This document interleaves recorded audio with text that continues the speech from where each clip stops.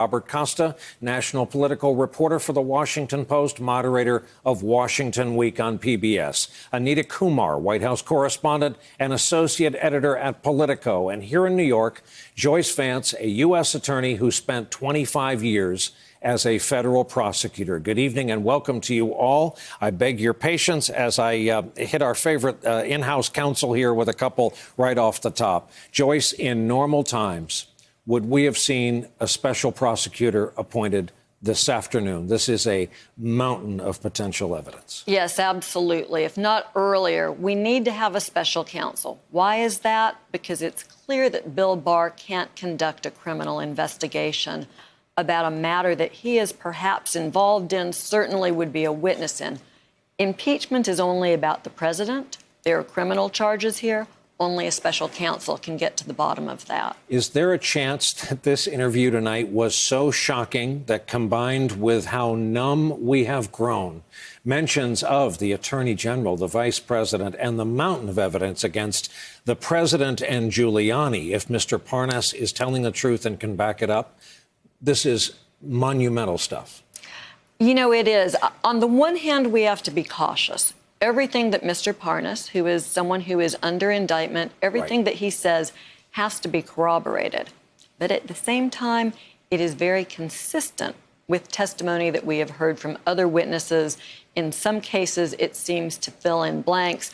And something that impressed me was when it came to these allegations, or rather the text messages from Robert Hyde about the surveillance and perhaps threat to Ambassador Yovanovitch, Parnas would not go there. And he said, no, that I knew that he wasn't for real.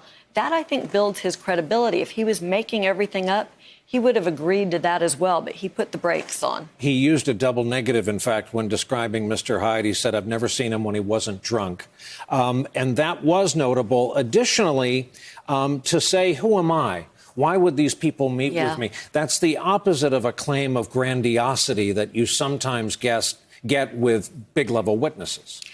There are these little moments with witnesses that help juries decide whether or not to believe them. And it's an informal moment like that where, you know, he sort of puts out his hands and says, well, why else would they meet with me? And that's very credible.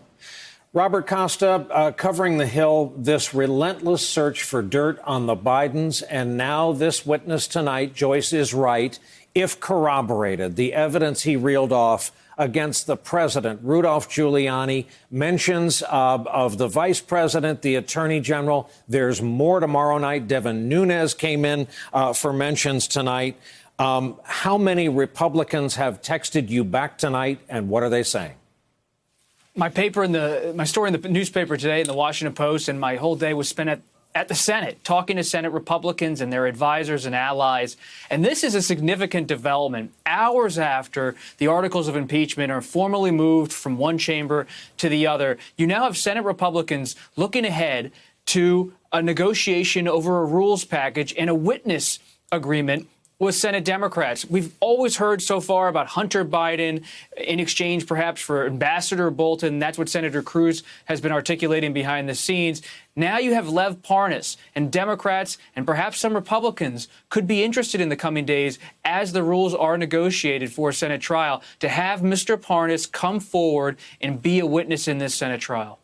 Anita, is the White House, in your talks with sources there, speaking realistically, adjusting their thinking realistically to the very real possibility of witnesses? Well, they're still saying to us that they believe in the end this will be a short trial, and they think that they have the upper hand because they don't want to go down this road. If Democrats have witnesses, then Republicans have witnesses, and nobody wants all these witnesses to come forward. So they're still feeling pretty good. But, you know, the president has been frustrated now for weeks as the speaker has held up the articles. And as she says, she's gained some leverage as some of this information is coming out. It's frustrating to the president because, you know, he wants to get this over with. And precisely for the reason the speaker said, more information is coming out. And every piece that comes out drags it out further. There's a possibility of witness. There's a possibility that some of the Republicans could turn on him. So every day that this is delayed and hasn't gone forward is not a good day for him. And so you are, you know, talking to people close to the president or people that the president has talked to, there is that frustration and has been now for weeks. Joyce Vance, noting that you teach law school, give us a lesson in procedure here and how this works. Mr. Parnas has been indicted and is being investigated by the Justice Department's New York office, the Southern District of New York. How then does this material from his phone and files, a mountain of it, make its way down to the Intel Committee of the House? How then, without fanfare or press conference, never missing an opportunity to miss an opportunity, does this kind of in a controlled leak find its way to us? We're still knee deep in documents going through what we have here. So this was actually not a leak. This was an official sanctioned process where Parnas's attorney asked for permission to turn material over, received permission to turn it over. And you know, so when the FBI does an image, say, of a cell phone, that's just a big raw piece of data that you get back. Some work has to be done to make it usable. And that is then what we saw Parnas and his attorney work very quickly, as we heard Rachel say, to turn that over so that it would be part of the record that the House transmitted to the Senate. Once the House transmitted the articles of impeachment, that record was closed. So there was apparently a rush at the end to include this material in the record that the Senate can consider if it chooses to look at the evidence. And I heard it put tonight that it's further of benefit to Mr. Parnas that he has not had these devices in his possession for weeks, if not months. There's been no ability on his part to go back and correct or delete things. That's right. At least that's technically correct. There's no reason to believe that those devices would not have been secured to prevent, say, some alteration using the cloud. That would have been detected. They were probably turned off, and images were taken immediately. And it's those images that were taken at the time that they were seized that would be used to generate evidence. So this works in Parnas's favor. The fact that he's turning information over while he's still under indictment, and that could conceivably be used against him, certainly his statements tonight. These are factors that tend to build credibility for him. Robert Costa, let me show you a moment as we recorded it tonight on Fox News. If the prosecution brings a witness, if they bring John Bolton, then President Trump can bring a witness. He can bring in Hunter Biden. Robert, what's the real chance we'll see a kind of tit-for-tat calling of witnesses? What's the chance that could blow up in the faces of the Republicans in the Senate? And in plain English, what do you do if you're Susan Collins, you're at home tonight watching the interview we saw on the air? Do you say, Lev Parnas raises no questions in my mind, I'm good, I have no further questions?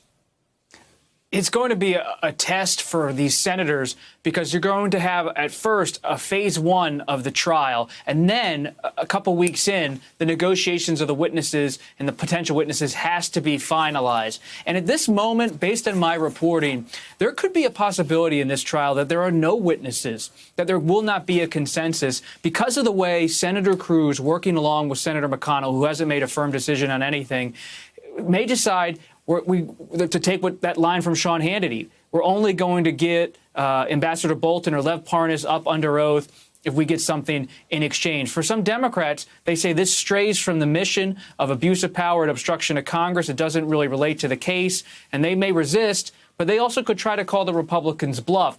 A Senate Democrat I spoke with today said, we may say to the Republicans, OK, we'll bring up Hunter Biden, but we're going to have Ambassador Bolton and Lev Parnas. So it's a negotiation that's really riven with political dynamics, all as a presidential race is unfolding. Hey, Anita Kumar, this is not about us as much as it will sound, but about our ability to transmit a story to the folks at home.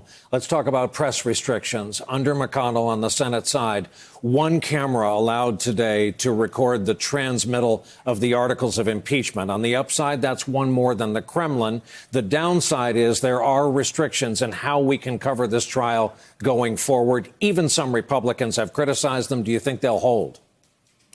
It does sound like they're going to hold, but you are, interestingly, seeing these Republicans criticize, not all of them, but some of them, and some of them saying that they want to vote on some of these restrictions. You're seeing pushback from C-SPAN, who likes to be in the chamber and broadcasting, and just from the rank and file reporters on the Hill, as Bob knows, as you know, as I know when I was over on Capitol Hill. Part of what reporters do there is walk and talk with senators.